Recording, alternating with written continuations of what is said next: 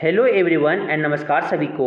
आज हम लोग क्लास 9 के मैथ्स का पेपर देखने जा रहे हैं जेक बोर्ड का, जो आपके एग्जाम में इम्पॉर्टेंट हो सकते हैं। यहीं से क्वेश्चन आ सकते हैं और आपके क्वेश्चन डायरेक्टली इसी तरह के आएंगे, तो प्लीज़ आप ये वीडियो के अंत तक जरूर बने रहें। चलिए बिना टाइम को गवाए हुए हम लोग क्वेश्चंस करते हैं, बिना टाइम को लॉस किए हुए। तो सबसे पहला क्वेश्चन यहाँ पे, तो ये भी आपका कितना 40 नंबर के होंगे, 40 नंबर का होगा। और आपके इस एक क्वेश्चन सही करने पे आपको 1 नंबर मिलेगा और गलत करने पे 0 नंबर मिलेंगे। तो आपको क्या करना है, सारा क्वेश्चन टिक लगा के आना है, सारे क्वेश्चन को सॉल्व करके आना है। तो पहला क्वेश्चन क्या बोलता है, निम्नलिखित में से कौन परिमेय संख्या है। निम्नलिखित में से वो है कौन परिमेय संख्या है, वो हमें बताना है। तो √23 क्या है सर, आपके इरेशनल नंबर है, मतलब रेशनल नंबर कौन है ये हमें बताना है। तो ये आपकी इरेशनल नंबर है। पाई भी आपका इरेशनल नंबर है। आपकी 0.01, ये देखो neither repeating not terminating, neither repeating not terminating, तो ये क्या है आपका इरेशनल नंबर है, अपरिमेय संख्या है। तो आपके √225 का √225 क्या किसका होता है, 15 होता है। तो ये क्या है, आपके 4 नंबर जो है वो आपकी परिमेय संख्या रेशनल नंबर है सर, रेशनल नंबर है। अब आते हैं क्वेश्चन नंबर 2। क्वेश्चन नंबर 2 बोलता है क्या, शून्य कैसी संख्या है। शून्य जो है वो कौन संख्या है, कोई विच नंबर है। तो ये आपकी परिमेय संख्या है, क्या जाएगा आपकी परिमेय संख्या, कैसा है, रेशनल नंबर है सर, क्या है, रेशनल नंबर है। अब आते हैं next question number 3। Question number 3 बोलता है क्या कि 8√15 डिवाइड 2√5 को अगर करेंगे तो क्या होगा। तो 8√15, तो 8 को क्या लिख सकते हैं, √15 को क्या लिख सकते हैं सर, √15 को लिख सकते हैं 5 इंटू 3। और क्या लिखते हैं, नीचे में डिवाइड है तो डिवाइड रखेंगे, 2√5 रखेंगे। तो आगे जो लिखेंगे देखिएगा, 2 4 जा क्या आ जाएगा 8। तो यहाँ पे 4 लिखेंगे, √5 को अलग कर लेंगे इंटू में, फिर इंटू √3 कर देंगे, फिर क्या लिखे √5 है। तो √5 से क्या हो जाएगा, √5 कैंसिल, क्या बचेंगे 4√3 बचेंगे, 4√3 बचेंगे। क्या दिखा, ऑप्शन 4 दिख गया, 3 का ऑप्शन 4 हो जाएंगे। नेक्स्ट क्वेश्चन नंबर आपके 4 बोलते हैं। क्वेश्चन नंबर 4 बोलता है 32 2√2/5। तो 32 को हम लिख सकते हैं क्या सर, 2 का पावर 5 लिख सकते हैं। कैसे लिखेंगे, प्राइम फैक्टराइजेशन करो, 32 का प्राइम फैक्टराइजेशन करो। 2 ये कितना हो जाएगा 16 बार में, ये 2 बार में क्या हो जाएगा आपके 8 हो जाएंगे, फिर ये 2 बार में क्या हो जाएगा आपका 4 हो जाएगा, फिर 2 बार में क्या हो जाएगा ये आपके 2 हो जाएंगे, फिर 2 बार में क्या हो जाएगा 1 हो जाएगा। तो यहाँ देखो 5 बार आए होंगे, तो क्या लिख सकते हैं 32 को 2 का पावर 5 लिख सकते हैं सर। 2 का पावर 5 का होल पावर क्या जाएगा, 2 का पावर 2/5 हो जाएगा। तो 2 आपके a का power m by whole power n रहता, तो क्या लिखते हैं a का पावर m इंटू n लिखते हैं। तो क्या लिख सकते हैं यहाँ से 2 का पावर 5 इंटू 2 का पावर 5 इंटू क्या हो जाएगा 2 का पावर 5 2/5 हो जाएगा। 5 से 5 कैंसिल हो जाएंगे, क्या बचेंगे 2 स्क्वायर बचेंगे। 2 स्क्वायर कितना हो जाएगा 4 हो जाएगा। तो ऑप्शन क्या आ जाएंगे, ऑप्शन 2 हो जाएंगे सर, 4 का ऑप्शन 2 हो जाएगा। Next question number 5।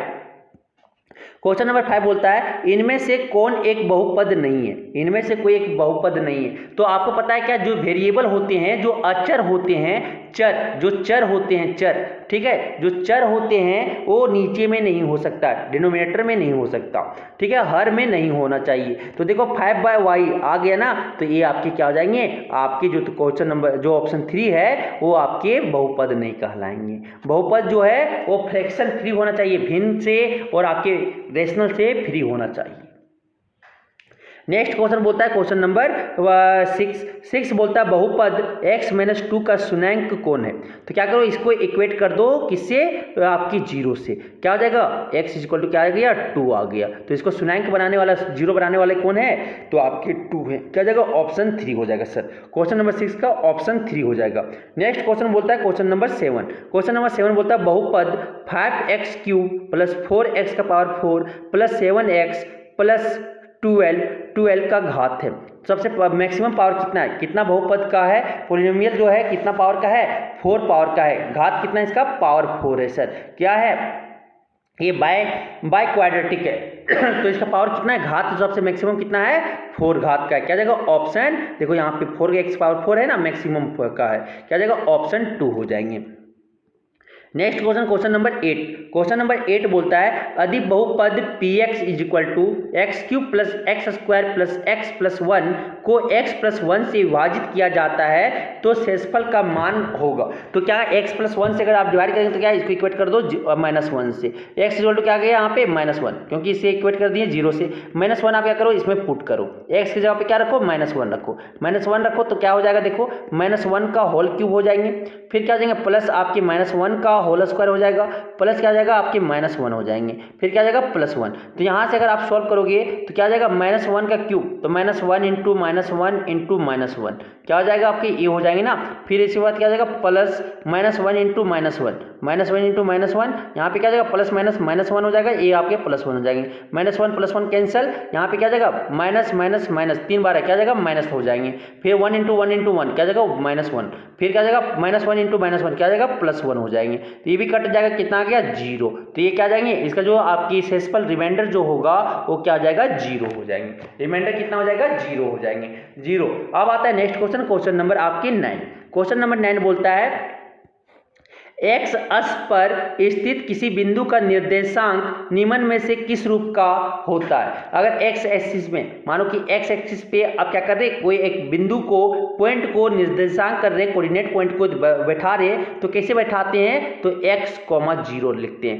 x आपका कुछ वैल्यू होगा, y जो है क्या है एक्स एक्सिस पे y 0 है, क्या जाएगा x, 0 क्या जाएगा ऑप्शन 3 हो जाएंगे, क्या लिखते हैं x, 0 लिखते हैं, ऑप्शन 3 हो जाएगा। नेक्स्ट आपके नेक्स्ट क्वेश्चन नंबर आपके बोलता है 10। मूल बिंदु का निर्देशांक है, मूल बिंदु जो है आपके वो निर्देशांक है, मूल बिंदु मतलब ओरिजिन कहाँ पे है, ओरिजिन पे जो है आपका सर ओरिजिन ax है, ay है, ax डैश है, ay डैश है, ओरिजिन यहाँ पे ओरिजिन क्या होता है 0,0 होते हैं, क्या जाएगा ऑप्शन 3। मूल बिंदु का निर्देशांक क्या होता है 0,0, ओरिजिन क्या होता है 0,0 होते हैं।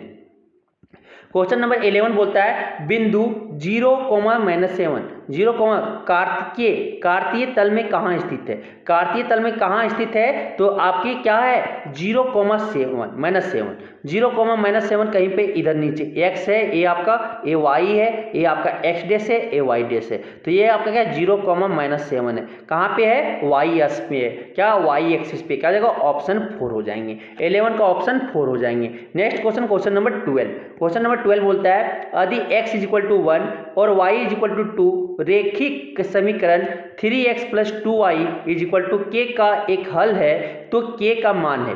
तो यहाँ पे बोलता है x इज इक्वल टू 1 और y इज इक्वल टू 2 है, तो रेखिक समीकरण का जो k का मान क्या होगा, हल है तो ये k का मान क्या होगा, तो क्या करेंगे x की जगह पे 1 रखेंगे और y की जगह पे क्या रखेंगे और वह आप 2 रखोगे, क्या हो जाएगा 3 इंटू 1 प्लस 2 इंटू क्या हो जाएगा 2 इज इक्वल टू क्या आ जाएंगे k हो जाएंगे, तो 3 इंटू 1 क्या हो जाएगा 3 प्लस 2 इंटू 2 कितना आ जाएगा 4 इज इक्वल टू k हो जाएगा, तो k इज इक्वल टू क्या आ जाएंगे आपके 7 आ जाएंगे। कोई ऑप्शन दिखा, ऑप्शन 1 दिख गया सर, ऑप्शन 1 आपके करेक्ट हो जाएंगे। नेक्स्ट क्वेश्चन, क्वेश्चन नंबर 13 आपको बोलता है x अक्ष का समीकरण है, x अक्ष का जो समीकरण है वो बताना, x एक्सिस का जो आपके समीकरण होते हैं क्या आते हैं y इज इक्वल टू 0 होता है, और y अगर अक्ष का पूछे, y अक्ष मतलब कि आपके y एक्सिस का पूछे इक्वेशन समीकरण पूछे तो क्या होता है x इज इक्वल टू 0 होता है, क्या जाएगा यहाँ पे आपके जो आंसर हो जाएंगे वो क्या आ जाएंगे आपके ऑप्शन 1 भी सही है, सही ठीक है, आपकी कोई भी ऑप्शन सही नहीं, एक्स अक्ष पे क्या होता है y इज इक्वल टू 0 होते, कोई भी नहीं दिख रहा है तो आपकी 2 बोला तो y इज इक्वल टू 0 होगा, ये क्या जाएगा ऑप्शन 2 ठीक है। तो यहाँ पे कोई ऑप्शन नहीं मिल रहा था तो क्या जाएगा y इज इक्वल टू 0 याद रखिएगा। Next question, question number 14। Question number 14 बोलता है क्या रेखिक समीकरण 2x plus y is equal to 5 का हल है, मतलब कि रेखिक समीकरण का तो 5 लाना तो क्या हो जाना चाहिए 2x कितना होगा y कितना होगा, तो x मेरा 2 हो जाए और आपका y 1 हो जाए, देखो 2 इंटू 2 और ये प्लस 1 कितना आ गया 5 आ गया, इज इक्वल टू क्या LHS इक्वल टू RHS आ गया ना, तो क्या जाएगा x आपके 2 होंगे और y कितना हो जाएगा 1 हो जाएगा। कोई दिखा ऑप्शन, कोई ऑप्शन दिखा, ऑप्शन 3 हो जाएंगे रेखिक समीकरण का क्या जाएगा ऑप्शन 3 हो जाएंगे। Next question, question number 15। 15 बोलता है क्या, इक्विलिब्रियम का कथन कि सभी समकोण एक दूसरे के बराबर होते हैं निम्न रूप में दिया गया है। क्या दिया गया, एक अभिधारणा दिया गया है कि सभी समकोण एक दूसरे के क्या होते हैं, बराबर होते हैं। एक समकोण आपकी जो होते हैं एक दूसरे के क्या होते हैं, बराबर होते हैं। ये क्या का अभिधारणा दिया गया, इक्विलिब्रियम का कथन अभिधारणा माना गया है। अब आता है नेक्स्ट क्वेश्चन, क्वेश्चन नंबर आपके 16। एक दिए हुए बिंदु से होकर कितनी रेखाएं जा सकती हैं, तो आपके अनंत, एक बिंदु से कितना आपके जा सकता है, अनंत रेखा जा सकता है। एक बिंदु से कितना अनंत रेखा जा सकती है। आपके बहुत इन्फिनाइट नंबर ऑफ आपकी स्ट्रेट लाइन पास हो सकती है। क्या जगह, ऑप्शन 3 हो जाएंगे, 16 का ऑप्शन 3 हो जाएंगे। नेक्स्ट क्वेश्चन, क्वेश्चन नंबर 17 बोलता है 70 डिग्री का पूरक कोण का मान क्या होगा। पूरक कोण बोले तो आपके पूरक कोण बोले तो पूरक कोण मतलब कंप्लीमेंट्री एंगल। कंप्लीमेंट्री एंगल में क्या होता है, x प्लस वाई इक्वल कितना होना चाहिए, 90 डिग्री। x कितना माना 70 है तो y निकालना है यहाँ से, तो y कितना हो जाएगा, y इक्वल टू हो जाएगा 90 डिग्री माइनस 70 डिग्री, कितना बचा 20 डिग्री। क्या जाएगा 20 डिग्री, कोई दिखा, ऑप्शन 3 हो जाएंगे, ऑप्शन 3 हो जाएंगे। Next question, question number 18। Question number 18 बोलता है यदि एक त्रिभुज का एक कोण शेष दोनों कोणों के योग के बराबर हो, यदि एक त्रिभुज का एक कोण शेष दोनों कोणों के योग के बराबर हो तो वह त्रिभुज है। तो यार क्या बोला कि एक त्रिभुज का एक कोण शेष दोनों कोणों की क्या है, योग के बराबर हो, तो ये त्रिभुज आपके क्या कहलाएंगे, समकोण कहलाएंगे। क्या कहलाएंगे, समकोण कहलाएंगे। मतलब कि मानो ये 90 डिग्री हो गया और ये दोनों के सम कितना जाएगा, 90 डिग्री। ये कितना आपकी 90 डिग्री, तो ये आपके दोनों का सहयोग कितना 90 डिग्री है, तो ये दोनों इसके बराबर हो जाएंगे। तो इसको क्या कहलाएगा, समकोण, क्योंकि x प्लस वाई कितना आ जा रहा है, 90 डिग्री आ जा रहा है, क्योंकि 90 प्लस 90 एक समकोण होंगे तभी तो होगा, इक्वल टू 180। तो x प्लस वाई जो बचे दो कितना आ जाएगा, 90 डिग्री। तो क्या हो जाएगा, आपके ऑप्शन 2 हो जाएंगे। Next question, question number 19। Question number 19 बोलता है आकृति में x का मान होगा। आकृति में x का मान क्या हो जाएगा, ये 40 है, ये 50 है, तो ये क्या जाएगा, ये आपके ट्रायंगल का तीनों कोणों का योग, तीनों कोणों का योग कितना होता है, मानो कि एंगल आपकी जो x मान लो ये 40 डिग्री प्लस क्या हो जाएगा 50 डिग्री प्लस आपकी 50 degree plus angle A C B equal to कितना हो जाएगा 180 हो जाएंगे। तो angle A C B equal to कितना जाएगा 180, इतना किधर है 90 है, दोनों मिला के इधर प्लस में उधर जाके क्या हो जाएगा राइट साइड में माइनस हो जाएगा, माइनस 90 डिग्री। कितना आ गया 90 डिग्री आ गया। ये आपका 90 डिग्री हो गया तो आपकी एंगल ए सी बी क्या हो जाएगा 90 डिग्री, क्योंकि angle A C B plus आपकी एंगल ए सी डी कितना होता है आपके 180 डिग्री होते हैं। तो एंगल ए सी डी कितना है एक्स में क्या जाएगा 180 में 90 चला गया, क्या बचेगा 90 डिग्री बचेंगे। क्या जाएगा आपके ऑप्शन 2 हो जाएंगे, 19 का ऑप्शन 2 हो जाएंगे। नेक्स्ट क्वेश्चन आपका बोलता है क्वेश्चन नंबर 20 आपका क्या बोलता है निम्नलिखित में से कौन त्रिभुजों की सर्वागमता की कसौटी नहीं है। तो इसमें आपके सर्वागमता होते हैं तो कॉरस्पॉन्डिंग कंग्रुएंट को बताने वाला कौन नहीं है, तो आपकी 3 नंबर। ये एंगल से आपकी क्या बताता है सिमिलरिटी बताता है, कंग्रुएंसी नहीं बताता है। क्या जाएगा ऑप्शन 3 हो जाएंगे आपकी, क्या हो जाएंगे 20 का ऑप्शन 3 हो जाएंगे। नेक्स्ट क्वेश्चन आप क्या है क्वेश्चन नंबर 21 आपका क्या बोलता है देखिएगा त्रिभुज ABC में भुजा AB का मध्य बिंदु D है। कोई त्रिभुज ABC है, कोई त्रिभुज ABC है ABC। अब इसमें जो बोला गया है देखिएगा ABC में आपका क्या बोला है AB का मध्य बिंदु D है, AB का जो मध्य बिंदु है वो D है और आपका AC का जो मध्य बिंदु है क्या है E है। मध्य बिंदु मतलब कि आधा आधा भाग में बांट रहा है। आप कह रहे हैं यदि BC कितना 8 है तो D कितना होगा। अगर आपके क्या आ जाएंगे आपके D कितना हो जाएंगे, तो A आपके मध्य है तो D क्या आ जाएगा D जो हो जाएंगे हाफ ऑफ BC हो जाएगा, हाफ ऑफ BC हो जाएगा। क्या कितना हो जाएगा आपका हाफ इंटू BC कितना हो जाएगा आपका 8 है, तो क्या आ जाएगा आपके 2 4 8 कितना आ गया 4 सेंटीमीटर आ गया।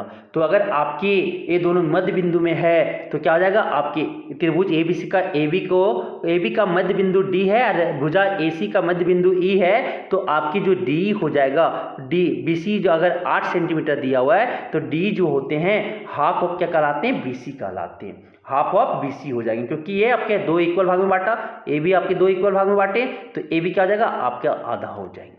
समझ आ गया। अब आता है नेक्स्ट क्वेश्चन।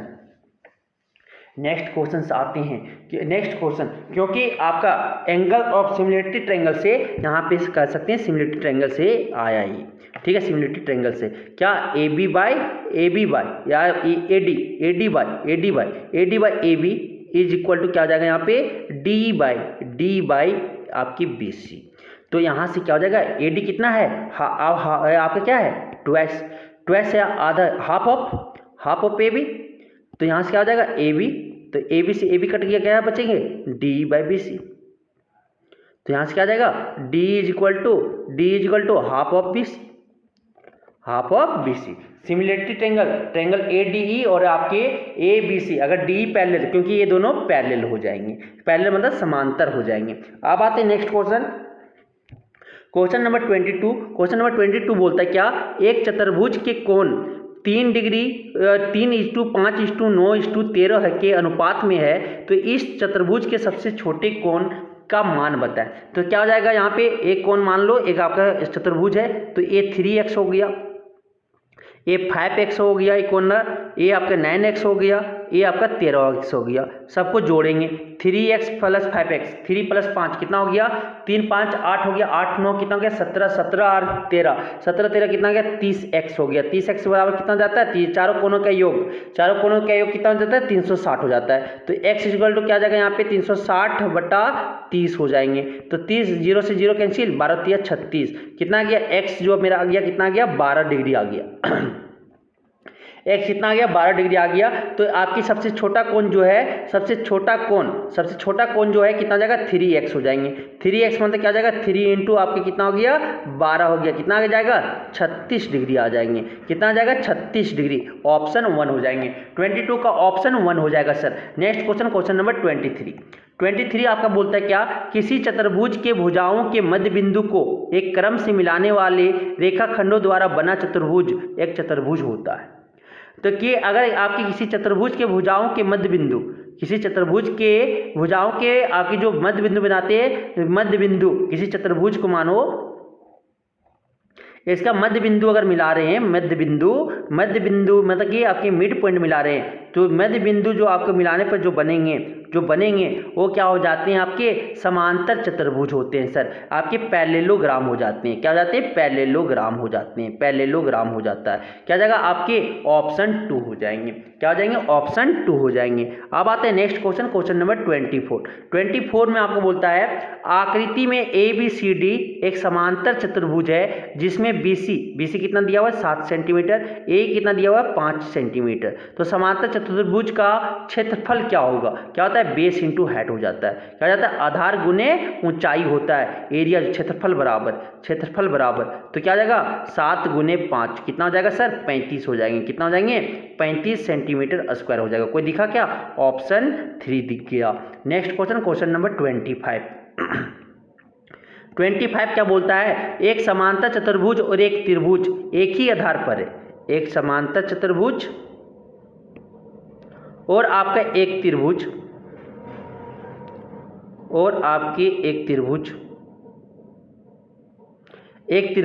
क्या एक ही आधार तथा समांतर रेखा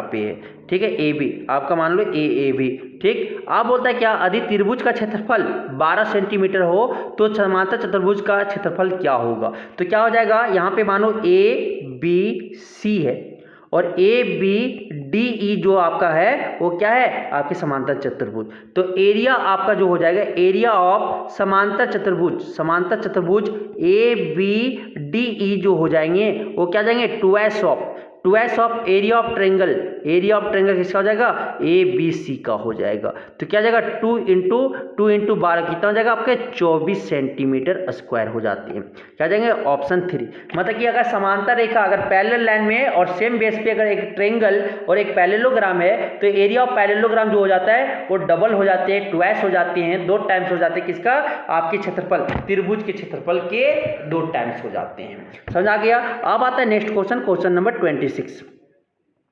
26 बोलता है क्या, वृत्तखंड एक चाप तथा डैश के बीच का भाग होता है। तो किसे किसे भाग होता है, आपके जीवा। जो वृत्तखंड जो सेगमेंट बनता है सर, आपके सेगमेंट बनता है, जो आपके सेगमेंट बनता है वो एक जीवा और वृत्तखंड का एक चाप, एक आपका आर्क और आपके एक जीवा से बनता है, मतलब कॉर्ड से बनते हैं। क्या जाएगा, ऑप्शन 3 हो जाएंगे। एक कॉर्ड है और एक क्या है आपका आर्क है। एक आर्क और कॉर्ड से क्या बनता है, वृत्तखंड बनता है, सेगमेंट बनता है। क्या बनता है, माइनर सेगमेंट और मेजर सेगमेंट बोलते हो ना, तो सेगमेंट बनता है। क्या जाएगा, आपके ऑप्शन 3 हो जाएंगे। नेक्स्ट क्वेश्चन 27 आपका बोलता है क्या, कि 3 असरेखी बिंदुओं से होकर कितने वृत्त खींचे जा सकते हैं। तो कितने खींचे जा सकते हैं, 3 असरेखी बोलते तो नॉन कोलिनियर पॉइंट है आपका। नॉन कोलिनियर पॉइंट से कितना सर्कल बनाया जा सकता है, एक ही सर्कल बनाया जा सकता है। कितना, एक और केवल एक सर्कल, ओनली 1 सर्कल ड्रॉ कर सकती हैं। क्या जाएगा, 27 का ऑप्शन ए हो जाएंगे। नेक्स्ट क्वेश्चन नंबर 28, आकृति में एंगल ACB का मान क्या होगा। ACB का मान यही निकालना, x मान लेते हैं। तो अगर एक ही आर्क से, एक ही चाप से अगर एक सेंटर पे और एक दूसरे फेस के सर्कमफ्रेंस पे अगर एंगल बना रहा है, तो यहाँ पे हम क्या कर सकते हैं कि आपके जो हो जाएंगे, क्या हो जाएंगे, angle ACB is equal to क्या जाएगा, हाफ ऑफ एंगल AOB हो जाएंगे। तो क्या जाएगा, हाफ इंटू 50 कितना जाएगा, ये 25 हो जाएंगे। तो 25 डिग्री हो जाएगा, 25 डिग्री, ऑप्शन 3 हो जाएंगे। 28 का ऑप्शन 3 हो जाएंगे। नेक्स्ट क्वेश्चन नंबर 29 बोलता है क्या, कि एक त्रिभुज ABC में AB 4 centimetre, angle A 60 degree, इस त्रिभुज की रचना संभव नहीं है यदि BC तथा AC का अंतर कितना हो जाए, BC और AC का अंतर अगर आपका 4.5 हो जाए, तो कितना हो जाए, 4.5 हो जाए अंतर, तो ये आपका नहीं होगा, क्योंकि इससे छोटा होना चाहिए। क्या होना चाहिए, छोटा होना चाहिए। अगर BC और AC का अंतर 4 से अगर छोटा है तो त्रिभुज बनेगा न, वरना फिर आपके त्रिभुज नहीं बनेंगे। क्या जाएगा, ऑप्शन 3 हो जाएगा। क्योंकि कोई भी सम, 2 साइड का सम तीसरे के बराबर होना चाहिए। क्या होना चाहिए, उससे बड़ा होना चाहिए, तभी त्रिभुज बनेगा। तो ये दोनों का डिफरेंस जो होना चाहिए वो छोटा होना चाहिए, ना कि बड़ा होना चाहिए। ठीक है, अब आते हैं क्वेश्चन नंबर 30। क्वेश्चन नंबर 30 बोलता है, उस त्रिभुज का क्षेत्रफल क्या होगा जिसकी भुजाएं 3 सेंटीमीटर, 4 सेंटीमीटर और 5 सेंटीमीटर दिया हो। तो 3 सेंटीमीटर, 4 सेंटीमीटर और 5 सेंटीमीटर, ये 3 सेंटीमीटर, ये 4 सेंटीमीटर और ये 5 सेंटीमीटर। तो देखो 3 सेंटीमीटर, ये क्या हो जाएगा, राइट एंगल ट्रायंगल, क्योंकि 3 स्क्वायर प्लस 4 स्क्वायर क्या हो जाता है आपका 5 स्क्वायर हो जाते हैं। तो ये आपका पाइथागोरस थ्योरम फॉलो किया तो आपका क्या, ये पाइथागोरस वाला फार्मूला हो जाएगा। और फार्मूला क्या हो जाएगा, एरिया का निकालने के लिए, एरिया ऑफ ट्रायंगल निकालने के लिए half into base into height हो जाएंगे। तो हाफ इंटू बेस कितना है, 3 इंटू हाइट कितना है, 4 है। तो क्या जाएगा, आपके 2 बार में कटेंगे, कितना गया, 6 सेंटीमीटर स्क्वायर। कोई दिखा, ऑप्शन 3 दिख गया। या आप हीरोन्स फार्मूला भी यूज कर सकते थे। क्या अगर नहीं समझ आ रहा था तो हीरोन्स फार्मूला क्या होता है, area of triangle is equal to Heron's formula under root S minus A, S minus B और S माइनस C। ABC क्या है आपका, साइड ऑफ ट्रायंगल है। ABC क्या है, ट्रायंगल के साइड है, ABC। और S क्या है, सेमी पेरीमीटर है, पेरीमीटर बाय 2 हो जाएंगे, A plus B plus C by 2 हो जाएंगे। ठीक है, इस तरह से भी निकाल सकते थे, या इस तरह से, जिस तरह से आपकी माइंड क्लिक कर जाए उस तरह से आपको बना लेना है। नेक्स्ट क्वेश्चन नंबर 31, उस समबाहु त्रिभुज का क्षेत्रफल क्या होगा जिसकी प्रत्येक भुजा 6 सेंटीमीटर है। वैसे इक्विलेटरल ट्रायंगल का एरिया क्या होगा, अगर 6 सेंटीमीटर सभी साइड दिए हुए हैं, 6 सेंटीमीटर, तो क्या होता है, एरिया ऑफ ट्रायंगल आपके त्रिभुज का क्षेत्रफल, समबाहु त्रिभुज का क्षेत्रफल जो होता है क्या होता है, √3/4 का A square into A square. तो √3/4, ये कितना है, 6 इंटू 6 है। क्या हो जाएगा, ये 2 बार में, ये 3 बार में, फिर 2 3 जा 6, 3 3 जा कितना जाएगा, 9 √3 सेंटीमीटर स्क्वायर। कोई दिखा, ऑप्शन 1 दिख गया। 31 का ऑप्शन 1 हो जाएगा। तो क्या याद रखिएगा, √3/4 इंटू भुजा स्क्वायर A स्क्वायर, ये क्या है, साइड ऑफ ट्रायंगल है, इक्विलेटरल ट्रायंगल है। अब आता है क्या, नेक्स्ट आपके आते हैं 32।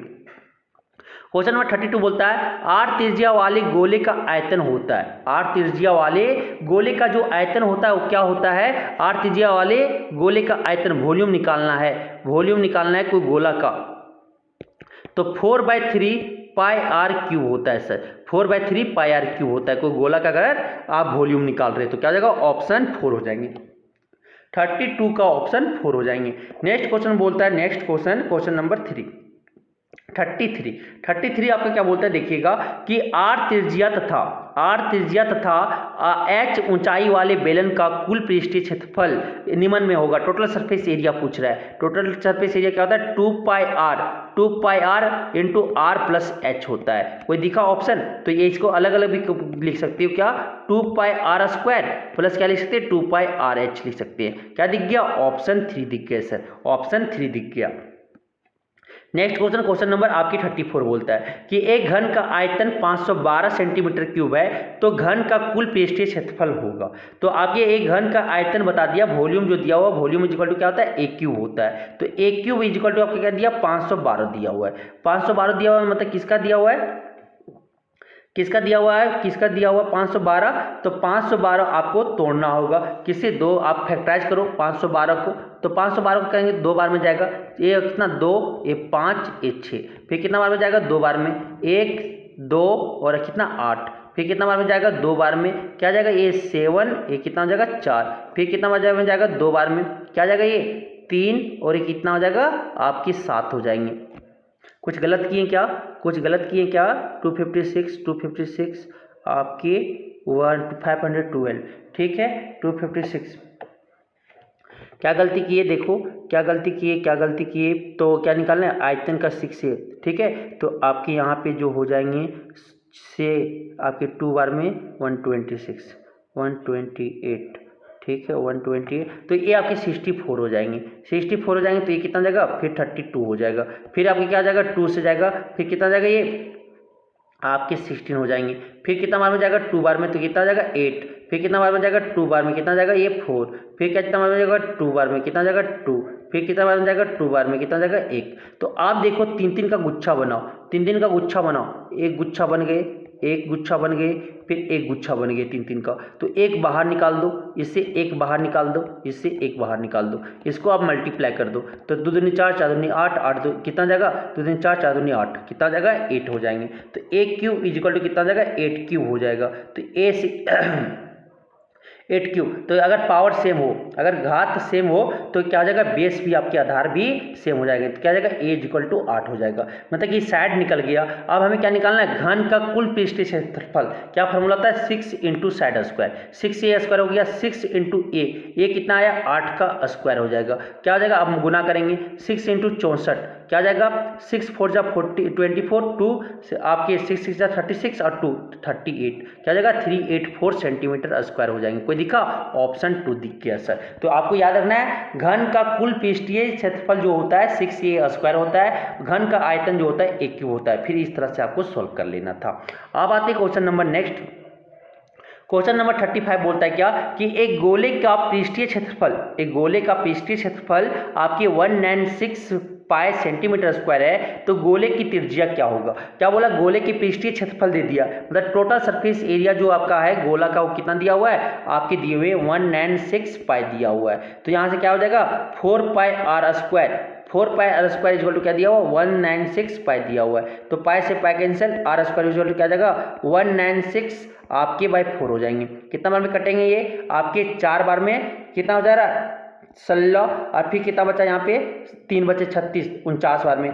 तो आर स्क्वायर इक्वल टू क्या जाएगा? आपके 49। तो फिर आर इक्वल टू क्या जाएगा? √49 हो जाएंगे। तो आर रेडियस जो हो जाएगा, कितना आ गया? 7 सेंटीमीटर आ गया। तो आप क्या निकालना है? आपकी गोले की त्रिज्या निकालना था। तो गोले की त्रिज्या कितना आ गया? 7 सेंटीमीटर आ गया। ऑप्शन 1 हो जाएंगे सर। अब आता है नेक्स्ट क्वेश्चन नंबर। आंकड़े का बहुलक है तो सबसे ज्यादा जो नंबर दिख रहा है, जो सबसे ज्यादा बार दिख रहा है वो नंबर हो जाएगा। 3 कितना बार दिख रहा है? 4 बार दिख रहा है। 3 4 बार दिख रहा है तो बहुलक क्या जाएगा? 3 ही हो जाएगा। ऑप्शन 4 हो जाएंगे सर। जो सबसे ज्यादा बार दिख रहा है वही हो जाएगा बहुलक, आपके मोड वही हो जाएंगे। नेक्स्ट क्वेश्चन है क्वेश्चन नंबर 37 बोलता है बारंबारता 9 का मिलान चिन्ह है। तो बारंबारता 9 का चिन्ह क्या हो जाएगा, ए आपका 5 हो जाएगा, 4 लिखो और एक क्रॉस कर दो, फिर 4 लिख दो, कितना आ गया, ए आपके 9 हो गए। कोई दिखा, कोई ऑप्शन, ऑप्शन 1 दिख गया सर, ऑप्शन 1 आपका दिख गया। नेक्स्ट क्वेश्चन नंबर 38 बोलता है वर्ग अंतराल 10 और 20 का वर्ग चिन्ह होगा। वर्ग अंतराल अगर दिया हुआ है, क्लास इंटरवल दिया हुआ है, तो क्लास मार्क क्या होगा हमें निकालना है। तो क्लास मार्क निकालने के लिए क्या होता है आपका फॉर्मूला, x आपके lower limit plus upper limit by 2 होता है। अपर लिमिट कितना है, लोअर लिमिट कितना है 10 प्लस क्या आ जाएगा 20/2, दोनों को जोड़ के 2 से डिवाइड कर दो, क्या आ जाएगा 30/2 हो जाएंगे, कितना आ जाएगा 15 आ जाएगा, कितना आ जाएगा 15 आ जाएगा। कोई दिखा, ऑप्शन 3 दिख गया, ऑप्शन 3 दिख गया। नेक्स्ट क्वेश्चन नंबर 39 बोलता है एक पासे को 1000 बार फेंकने पर प्राप्त परिणाम 3 की बारंबारता 150 है, तो इसकी प्रायिकता क्या होगी। कि अगर आपकी जो हो जाएंगी, क्या पूछा है कि अगर एक पासे को कितना बार फेंका जा रहा है, एक पासे को 1000 बार फेंकने पर प्राप्त परिणाम 3 की बारंबारता, 3 को जो बारंबारता आ रहा है कितना 150 बार आ रहे हैं, कितना बार आ रहे हैं 150 बार आ रहे हैं। तो इसकी प्रायिकता क्या होगी, इसकी प्रोबेबिलिटी क्या होगी, तो हमें ये बताना क्या जाएगा 3/150, क्या हो जाएगा 3/150 हो जाएंगे, 3/150 हो जाएंगे। 3 आने की प्रायिकता बारंबारता में, 3 आपकी जो बारंबारता में कितना आया, फ्रीक्वेंसी जो है कितना आपके 150 आ रहे हैं, तो कितना 150 में 3, एक तो बोलता है एक पासे को 1000 बार फेंकने पर प्राप्त परिणाम 3 की बारंबारता जो है कितना 150 है, तो 150, तो इसका जो आंसर होगा सर वो क्या हो जाएगा, 3 आने की बारंबारता कितना, ए आपकी गलत है, तो क्या हो जाएगा यहाँ पे देखिएगा जो आपकी नंबर ऑफ रिक्वायर्ड है 3 आने का संभावना कितना है 150, कितना बार फेंकने पर नंबर ऑफ सैंपल स्पेस कितना है आपके 1000 बार है, तो इसको क्या हो जाएगा प्रोबेबिलिटी जो हो जाएगा 3 आने की संभावना कितना हो जाएगा 150 बटा क्या हो जाएगा 1000 हो जाएंगे। तो A0 से A0 कैंसिल, 3 5 जा 15 और आपकी 25 से कितना हो जाएगा 20, 3 5 जा 15 और 25 से कितना हो जाएगा 100 हो जाएंगे, क्या जाएगा 3/20 आ जाएगा। कोई ऑप्शन दिखा, ऑप्शन 3 हो जाएगा, ए ऑप्शन गलत दिया हुआ है सर। नेक्स्ट क्वेश्चन नंबर 40 क्या बोलता है देखिएगा कि असंभव घटना की प्रायिकता क्या होती है। इम्पॉसिबल इवेंट का जो प्रोबेबिलिटी होता है क्या होता है 0 होता है, क्या होता है 0, और आपकी श्योर इवेंट का क्या होता है 1 होता है। श्योर इवेंट मतलब कि जो संभव इवेंट है पूरा एकदम 100% होने का चांस है उसका 1 होगा, और जो होने का चांस नहीं है, घटना नहीं घट सकता है, उसे क्या हो जाता है 0 होता है। आपकी समझ में आ गए, अब ये आपको समझ में आ गया होगा, ठीक है। अच्छे से बारीकी से पढ़ के जाएं, आप एग्जाम में 4 अच्छे करके आओगे, ठीक है। धन्यवाद।